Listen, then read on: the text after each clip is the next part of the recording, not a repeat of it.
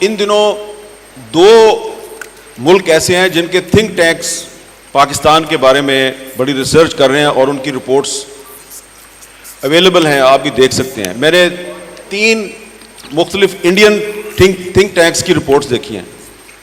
Indian think tanks یہ کہہ رہے ہیں کہ خدا نہ خواستہ پاکستان 2030 تک قائم نہیں رہے گا, ٹوٹ جائے گا.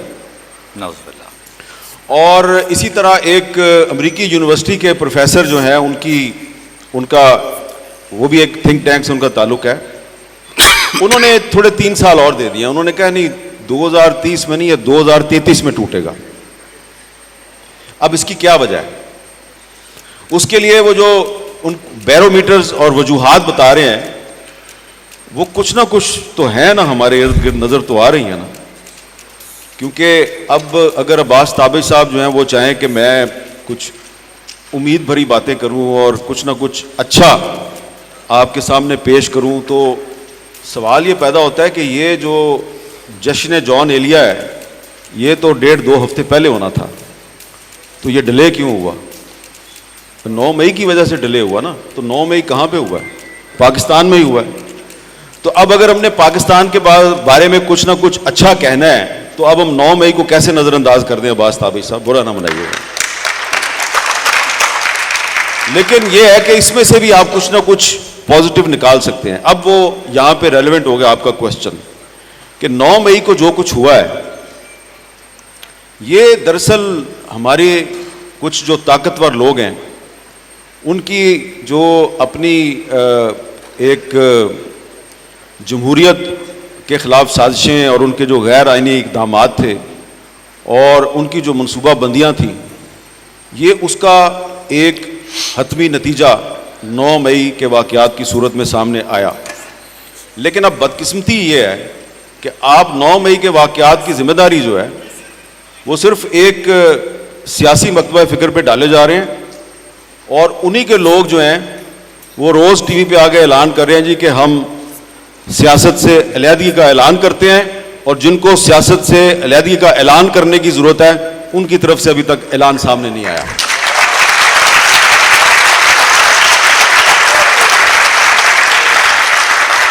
حامد بھائی صاحب, تو یہ ہے سارے مسئلے کی وجہ کہ پاکستان کے مسائل کی وجہ یہ ہے کہ آئین اور قانون کی بالادستی نہیں ہے.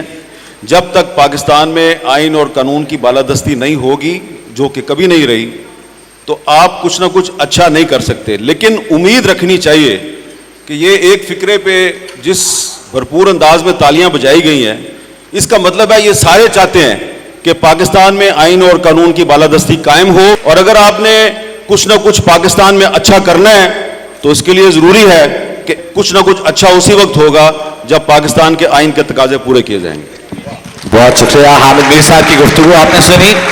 سہیل بڑائی صاحب, آپ سے یہ جاننا چاہیں گے, 9 مئی کی آپ ذکر کر دیا حامد میر صاحب نے, اختلاف رائے ہمیشہ سے پایا جاتا تھا, 2 آراء ہمیشہ سے پائی جاتی تھی, لیکن یہ اختلاف رائے میں ایک دوسرے کو تہذیب سے احترام کیا جاتا تھا, اس کی رائے کا, بھلے وہ آپ سے مختلف ہو, لیکن آہستہ آہستہ عدم برداشت کا ایک ایسا دور چل پڑا, اور شاید 9 مئی اس کا نقطہ عروج تھا جب عدم برداشت ہمارے معاشرے میں اتنا زیادہ ہو گیا, ایک دوسرے کی رائے پر فتوے لگانا, دوسرا جو آپ سے مختلف سوچتا ہے اسے غلط کہنا اور اس کی جان کے درپے ہو جانا, یہ پہلے شاید ہمارے معاشرے میں کبھی نہیں ہوا, اور جو پچھلے کچھ عرصے میں ہوا ہے اس کا نقطہ عروج ہم نے دیکھا ہے. آپ کو لگتا ہے کہ اگر ہم چاہتے ہیں کہ اس ناگہاں کو ٹال دیں, اس ناگہانی کو, کچھ ناگہاں ہونے کو ہے اس کو ٹال دیں, تو کیا ہمیں برداشت پیدا کرنے کی ضرورت ہے؟ اور کیا ہمارے شاعر, کیا ہمارے ادیب, کیا ہمارے قلمکار, کیا ہمارے کالمسٹ اس سلسلے میں معاشرے میں وہ برداشت پیدا کرنے کی, وہ تحمل پیدا کرنے کی, وہ رواداری پیدا کرنے کی جستجو کر رہے ہیں؟ کیا کوئی کچھ بہتر ہو سکتا ہے, اس ناگہانی کو ٹالا جا سکتا ہے؟ بہت شکریہ جی. میرا خیال ہے کہ حامد میر صاحب نے بالکل ٹھیک کہا ہے. اصل جو پاکستان کے اندر متفق چیز ہے, جس پر سب کا اتفاق ہے, وہ اگر قائد اعظم محمد علی جناح کے بعد کوئی دوسری چیز ہے تو وہ آئین ہے, اور آئین ہی مسائل کا حل ہے. تو الٹیمیٹلی بنیادی مسئلے کا حل تو آئین ہی ہے، آئین سے روگردانی نہیں ہونی چاہیے. لیکن اب اس مسئلے کا کیا حل کریں کہ اگر آئین کے تحت ہی بنی گئی جو سپریم کورٹ ہے اس کے دو حصے ہو جائیں اور دونوں جو ہے وہ الگ الگ سوچیں اور دونوں کے پاس بڑے ویلڈ پوائنٹس ہوں، تو اب ہم جیسے آئین پسند اور ہم جیسے لوگ جو سپریم کورٹ کی حکمرانی چاہتے ہیں وہ کیا کریں؟ ظاہر ہے ہم بھی ڈیوائیڈ ہو جائیں گے. اسی طرح اگر پاکستان کی ملک کی سیاسی جماعتیں بجائے اس کے کہ پیسفل سٹرگل کریں، بجائے اس کے کہ کھلے عام مار روڈ پر آ کر یا ناصر باغ میں جا کر وہ جلسہ کریں، وہ اگر کور کمانڈر ہاؤس پر حملہ آور ہو جائیں اور پاکستان کے جو ادارے ہیں وہ اور سیاسی جماعتیں آپس میں لڑ پڑیں، تو ہم جیسے لوگ جو آئین پسند ہیں وہ اس وائلنس کو کیا نام دیں؟ تو پرابلم یہ ہے کہ ہم ایسے مسائل میں گھرے ہوئے ہیں کہ پاکستان میں کہتے ہیں کہ دنیا میں یہ ہے کہ دنیا سبق سیکھتی رہی ہے، ہر واقعے سے دنیا نے سبق سیکھا ہے اور دوبارہ ویسا واقعہ نہیں ہونے دیا. بدقسمتی سے ہم نے واقعات سے سبق نہیں سیکھا، ہم نے مشرقی پاکستان سے سبق نہیں سیکھا، ہم نے مارشل لاؤ سے سبق نہیں سیکھا، ہم نے جو انتخابات ہیں ان سے سبق نہیں سیکھا، اور ہر دفعہ وہی دہرایا جو پہلی دفعہ کرتے رہے، وہی غلطیاں. آپ دیکھیں 71 کے الیکشن کے ریزلٹس نہیں مانے گئے. عوامی لیگ جو تھی وہ سب سے پاپولر پارٹی تھی، نہیں اس کو اقتدار دیا، بلکہ 1.5 سال پیپلز پارٹی کو بھی اقتدار نہیں دیا.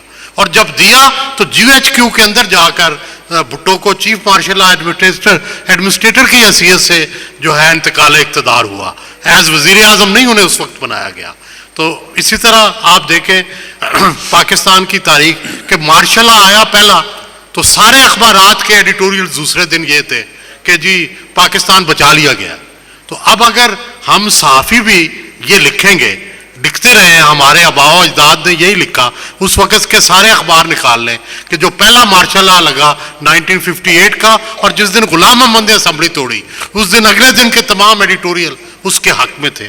تو جب یہ کردار ہوگا، جب عدلیہ کا یہ کردار ہوگا کہ جسٹس منیر سے لے کے جسٹس ثاقب نثار تک سیاستدانوں کو ہی مورد الزام ٹھہرائیں گے اور سیاستدانوں کو ہی نااہل قرار دیں گے اور اسمبلیوں کو بحال کرنے کی بجائے کالعدم قرار دیں گے، تو اس وقت آپ کیا توقع کریں گے کہ جن سے توقع ہے وہی پوری نہیں ہو رہی.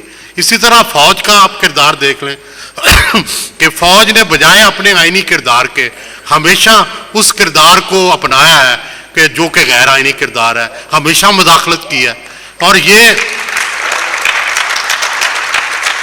اور پاکستان میں کسی سیاستدان کو سیاست نہیں کرنے دی، کسی کو حکومت نہیں چلنے دی.